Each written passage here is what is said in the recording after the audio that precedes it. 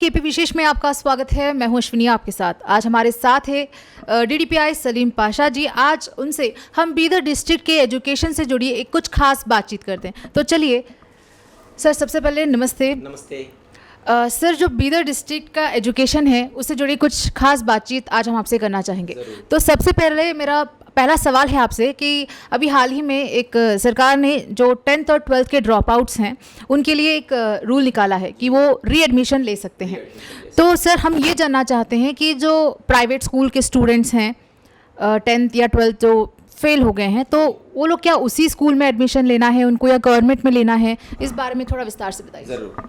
देखिए, अभी principal secretary और हमारे जो कमिश्नर है इसके बारे में एक डिटेल लेटर भी भिजा दी सो है। हम लोग अभी जो भी 10th फेल्ड स्टूडेंट्स है उनके लिए हम री एडमिशन करेंगे। पूरे गवर्नमेंट स्कूल में इसके लिए सुविधा है। जो भी स्टूडेंट है वो और आके स्कूल को एडमिशन हो सकता गवर्नमेंट स्कूल में। अभी आप पूछे कि प्राइवेट स्कूल के बच्चों को क्या है। प्राइवेट स्कूल के बच्चों भी आकर गवर्नमेंट स्कूल में एडमिशन ले सकते हैं। मामूली जैसा टीसी लियो, आकर हमारे गवर्नमेंट स्कूल में दाखिला हो जाओ। आपके लिए फ्री बुक देंगे और मिड डे मील्स का भी आपको प्रोविज़न दिया जाएगा। फिर उसके साथ ही साथ जो गवर्नमेंट स्कूल के बच्चों को दूसरे सहूलत देते हैं वो पूरे सहूलत आपके बच्चों को मिलेगा। ओके, मतलब ये सिर्फ प्राइवेट स्कूल के बच्चे गवर्नमेंट स्कूल में ले सकते हैं? ले सकते, ज़रूर। और प्राइवेट में ही अगर उनको जो स्कूल से वो पढ़े हैं, जो कॉलेज से वो पढ़े हैं, उसके लिए क्या रूल है सर? हाँ, अगर प्राइवेट स्कूल वाले भी एडमिशन देते हैं उनकी तरफ से कोई रोक नहीं है, वो भी एडमिशन दे सकते हैं। अगर वो कोई एतराज़ करे इन बच्चों को हम लोग जमा लेने से कुछ ना कुछ ऐसा होता है ऐसा सोचे, तो वो बच्चे हमारे गवर्नमेंट स्कूल में आकर जम सकते हैं।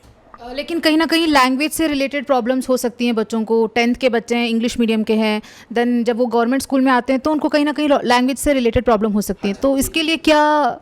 नहीं, गवर्नमेंट स्कूल में भी इंग्लिश मीडियम के सेक्शंस है। जो भी सिटी के लोकेशन में है इंग्लिश मीडियम के सेक्शंस है, वहाँ पर ज़रूर एडमिशन ले सकते हैं। डेफिनेटली ले सकते हैं। ओके, मतलब अगर प्राइवेट स्कूल्स अगर इन बच्चों को एडमिशन देने से मना करता है तो इनके लिए कोई ऐसे रूल वगैरह कुछ नहीं है? It's totally of their choice. Yes, definitely. आपके माध्यम से मैं जो भी फेल्ड स्टूडेंट है, एसएसएलसी फेल्ड या पीयूसी फेल्ड स्टूडेंट है, अपने आप को कभी कमज़ोर ना समझो कि हम फेल हो गए, हमारी हर मौका बंद हो गया, ऐसा मत सोचो। उन बच्चों को आकर गवर्नमेंट स्कूल में ज़रूर दाखिला लो। हम लोग ऑलरेडी पूरे हेडमास्टर्स को लेटर दे दिए सो है। जो भी बच्चा एडमिशन्स के लिए री एडमिशन्स के लिए आता वो बच्चा एडमिशन करवाना चाहिए। ये एसएसएलसी और पीयूसी दोनों को ये एप्लीकेबल है। हर बच्चे स्कूल को एडमिशन होना चाहिए। जो फर्स्ट एसएसएलसी पीयूसी का फर्स्ट सेकंड थर्ड एग्ज़ाम में नाकामयाब हुए वो और जम सकते हैं। सर, जैसे कि हम देख रहे हैं साल दर साल एजुकेशन का जो क्वालिटी है और परसेंटेज जो है रिजल्ट्स वो दिन ब दिन डाउन होते जा रहे हैं। तो इसके लिए आप क्या कहेंगे? अच्छा, जो क्वालिटी कंसर्न है, रिज़ल्ट आजकल one of the major tool है कि स्कूल का रिज़ल्ट के ऊपर हम लोग हर डिस्ट्रिक्ट का एक कैलिबर को हम लोग मापते हैं। रही बात एसएसएलसी का एग्ज़ाम यानी कि रिज़ल्ट के बारे में, गुलिस्ता साल हमारा जो डिस्ट्रिक्ट है 33rd पोजीशन में थे हम लोग अमंग 35 में। सो 57.5% हम लोग टोटल मार्क्स गेन करे in the first examination. After second and third complete होने के बाद टोटल 79% हम लोग अचीव करें, टोटल 79%। रही बात इस साल हम लोग एसएसएलसी रिज़ल्ट इम्प्रूव करने के लिए हमारे जो सीईओ साहब और हमारे जो डीसी मैडम दोनों भी बहुत इंटरेस्ट यानी कि दिखाए। उनके जो इतना कंसर्न है, हमारी तो हर दिन वो इसके बारे में पूछते रहते हैं। अभी जस्ट एक 15 दिन पहले हमारे जो डीसी साहिबा एक मीटिंग बनाई। उस मीटिंग में हम इस शहर के अजीमत और शाहीन एजुकेशन के जो हेड है उन्हों को भी बुलाए थे। फिर गुरुकुला एजुकेशन है जो बाल्की में, उनके भी जो जिम्मेदारों को बुलाए थे। उनके साथ एक ऐसा गुफ्तगू हुई एसएसएलसी रिज़ल्ट के लिए वो क्या देंगे, इससे वो क्या करे। फिर गुरुकुला वाले ये कहे कि जो भी सराउंडिंग में जो स्कूल होता है 7 या 8 स्कूल, हम उसको अडाप्ट कर लेंगे और वो स्कूल के बच्चों को हमारे जो एक्सपर्ट टीचर्स होंगे वो जाकर वहाँ पर उन बच्चों को पढ़ाने में काम करेंगे। ये एक फर्स्ट पॉइंट है। सेकेंड पॉइंट है जो शाहीन ग्रुप ऑफ एजुकेशन के जो डॉक्टर अब्दुल खदीर साहब हैं, उन्होंने क्या करे, एक 25 टीचर को अपॉइंट करके दे रहे फॉर 25 स्कूल के लिए। उन 25 स्कूल में लैंग्वेज और बेसिक मैथमेटिक्स, इसके तरफ जो भी कम परफॉर्मेंस स्टूडेंट यानी कि जो लो परफॉर्मेंस स्टूडेंट बोलते हैं, उनके लिए क्या करेंगे, ये जो 25 टीचर उन बच्चों का जो रिक्वायर्ड एफिशिएंसी बोलते हैं ना, उसको बढ़ाने में काम करेंगे। ये एक फर्स्ट काम है। दूसरा काम कल शुरू हुआ है, 17 दिन का camp, 17 days camp at Shaheen institution for 160 students. ये जो 160 स्टूडेंट्स है, their performance is very low actually. There is a program called AICU, that is Academic Intensive Care Unit. ये प्रोग्राम शाहीन वाले कर रहे हैं। 160 students are sent to that programme.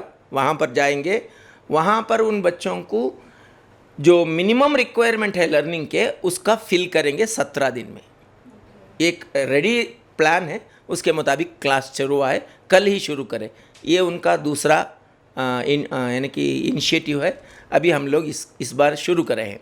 इससे ज़्यादा बहुत इम्पॉर्टेंट, हमारे जो principal secretary of the education department है, उन्होंने एक सर्कुलर को डिस्ट्रीब्यूट करे हैं। There are 20 major points are there to follow to improve the SSLC examination. 20 बहुत बेहतरीन पॉइंट बोले हैं। तो पहला पॉइंट है, हर स्कूल में यूनिट टेस्ट होना चाहिए। हर स्कूल में बड्डी पेयरिंग यानी कि जो ब्रिलियंट स्टूडेंट होता है, जो लो स्टडी यानी कि लेस परफॉर्मेंस के बच्चों के साथ पेयरिंग करना, और वो बच्चों को टास्क दे के उन बच्चों का यानी कि लर्निंग लेवल को है थोड़ा इम्प्रूवमेंट करना, ये भी वन ऑफ द पॉइंट है। उसके अलावा बच्चों हर मंथ में 2 बार यानी कि every 15 days there must be a review meeting of the teachers, head masters and even the all the schools from the BEO।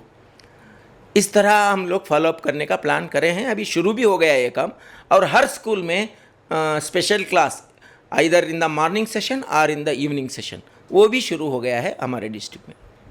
सो जो 10th 12th का जो रीएडमिशन है, उसको उसके अवेयरनेस को लेके बीदम में टोटल कितने प्रोग्राम्स हुए हैं, पूरे बीदर डिस्ट्रिक्ट में कितने प्रोग्राम्स हुए हैं रीएडमिशन्स को लेकर? हाँ, रीएडमिशन्स को लेकर अभी तो हम लोग पूरे स्कूल के हेडमास्टर्स के लिए 2 बार हम लोग मीटिंग किए हैं। ये जो हम बता दिए हैं, they must provide 100% admission for the failed student.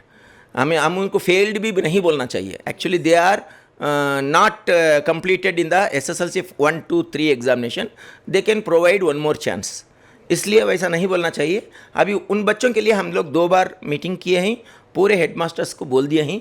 यहाँ पर एक मसला है, जो भी फेल्ड स्टूडेंट्स होते हैं ना, उनका थोड़ा बहुत साइकोलॉजिकली थोड़ा डिप्रेशन में रहते हैं और बहुत एक तरह मायूस हो जाते हैं, दूसरों के सामने आने में थोड़ी बहुत हेजिटेट करते हैं। हम लोग उन बच्चों को एंकरेज करना चाहिए, वो बच्चे मेन स्ट्रीम को आने के लिए।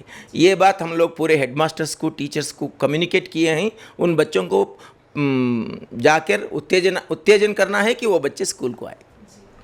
सर, जैसे कि हम देखते हैं कि गवर्नमेंट में जो टीचर्स होते हैं, स्टाफ, स्पेशली टीटी जैसे एग्ज़ाम्स पास करने वाले हाईली क्वालिफाइड होते हैं, जबकि प्राइवेट में इतना कुछ ज़्यादा कंडीशंस नहीं है। फिर भी हम कंपेयर करें तो गवर्नमेंट का रिजल्ट्स कम है प्राइवेट स्कूल से, तो इसका क्या मुख्य कारण हो सकता है? हाँ, ये तो हर जगह में सुनाए जाने वाले क्वेश्चन है।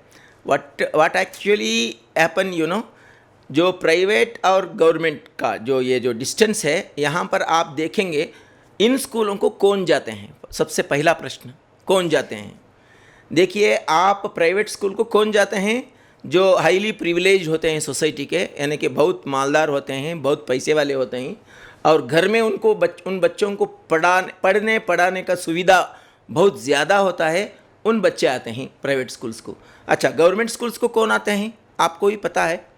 हाँ, जो गवर्नमेंट स्कूल को जो भी बच्चे आते हैं, 90% बच्चे वो जो लेबर क्लास के बच्चे होते हैं, यानी कि वो विलेज के अंडर प्रिविलेज लोग हम लोग कहते हैं, वो बच्चे आते हैं। लेकिन इसका मतलब ये नहीं कि बहुत अच्छे बच्चे नहीं आते हैं, वो भी आते हैं, वो बहुत, उनका परसेंटेज बहुत कम मात्रा में होता है। अभी आप यानी कि कोस्टल एरिया में आप लोग जाएंगे, गवर्नमेंट स्कूल को बहुत बेहतरीन बच्चे आते हैं, इसलिए वहाँ के जो गवर्नमेंट स्कूल का रिजल्ट हमेशा अच्छा रहता है। यानी कि जो चॉइस करते हैं दैट इज़ वेरी इंपॉर्टेंट।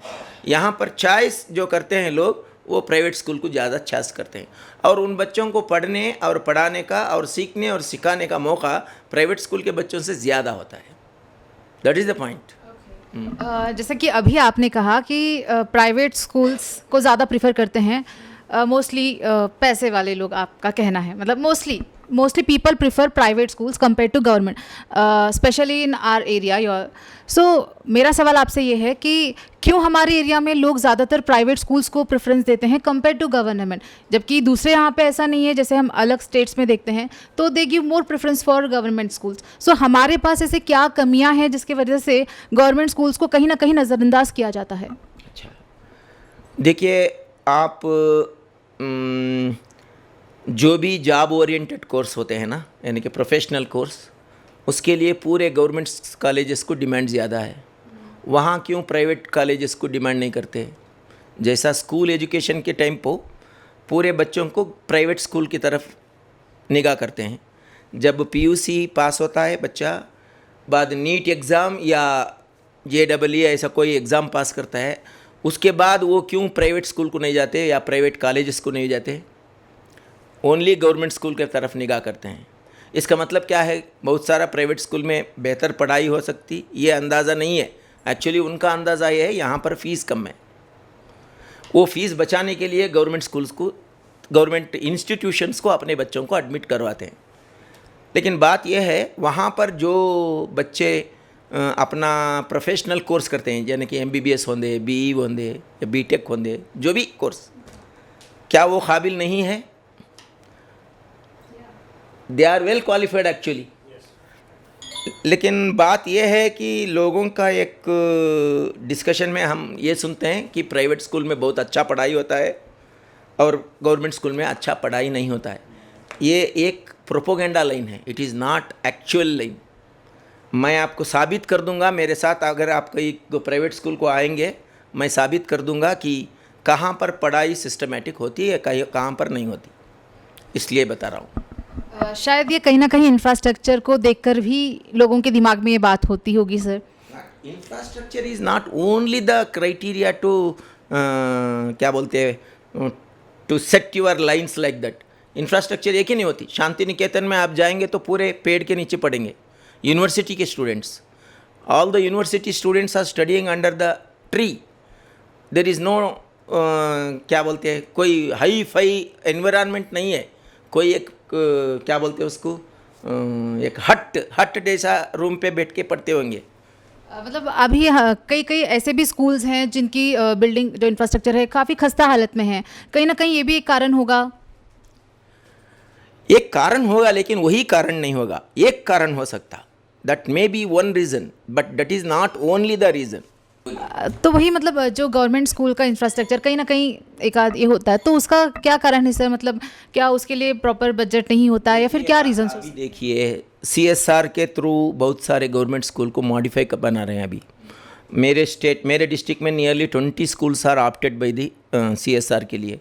वो पूरे स्कूल को अपने अंदाज में बना के देंगे ज़रूर। एक दूसरी बात, अभी KKRDB से नियरली उनका जो टोटल परसेंटेज यानी कि अलॉटमेंट है, उसमें 25% स्कूल के लिए दे रहे हैं, अक्षराविष्कार नाम से दे रहे हैं, यानी कि स्कूल डेवलपमेंट के लिए दे रहे हैं। यानी कि ये पूरे फंड्स प्रॉपर इन्वेस्टमेंट और प्रॉपर तरीके में उसका जो काम हो जाएगा ना, स्कूल्स पूरा अच्छा तरीके में वो बदल जाएंगे। ये मेरा एक क्या बोलते हैं ओपिनियन है, हो जाएगा ज़रूर। सर जो डिस्ट्रिक्ट में जितने भी गवर्नमेंट स्कूल्स हैं उनको आप हफ्ते या महीने में कितने विजिट्स देते हैं? हाँ, मेरा तो हम तो रोज़ जाने का प्लान करते हैं। हर बार क्या है, कोई ना कोई मीटिंग आ जाता है या VC रहता है, वो रहता है, उसके बीच में भी हम लोग जाते हैं। हमारा तो यही इरादा है, जब भी हम फ्री रहेंगे विज़िट जाएंगे। कोई मीटिंग नहीं, कोई एक डिस्कशन नहीं, कोई प्रोग्राम नहीं, तो हम लोग स्कूल विज़िट जाएंगे। रेगुलर तो जाते हैं हम लोग, विज़िट के लिए जाते हैं। सर जो मिड डे मील को लेकर भी कहीं ना कहीं बहुत सारी खबरें बाहर आती हैं, मिड डे मील के कुछ इश्यूज़ रहते हैं, तो उस पर ऐसा तो कहीं ना कहीं एक पूरे डिस्ट्रिक्ट में 1 इश्यू या 2 इश्यू कैन राइज्ड। नियरली 2000 स्कूल्स है मेरे पास। एक स्कूल या 2 स्कूल में आपको ऐसा रिपोर्ट आ जाएंगे तो पूरे 2000 का भी same we can not declare, होता है एक्सीडेंटली समथिंग, लेकिन हम लोग उसका जो SOP है वो SOP को स्ट्रिक्टली हर स्कूल में यानी कि फॉलो करने के लिए डायरेक्शन दिए हैं. That SOP is very important given by the government and even given by the जिला पंचायत. उसको बहुत स्ट्रिक्टली फॉलो करने के लिए हम लोग बोले हैं.